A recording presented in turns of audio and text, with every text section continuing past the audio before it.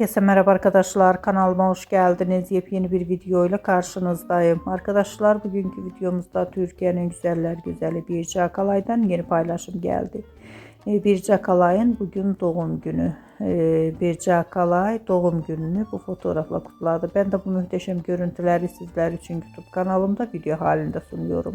Umarım beğenirsiniz. Arkadaşlar, videomu beğendiyseniz kanalımı izlemeyi ve bildirim butonuna basmayı unutmayın.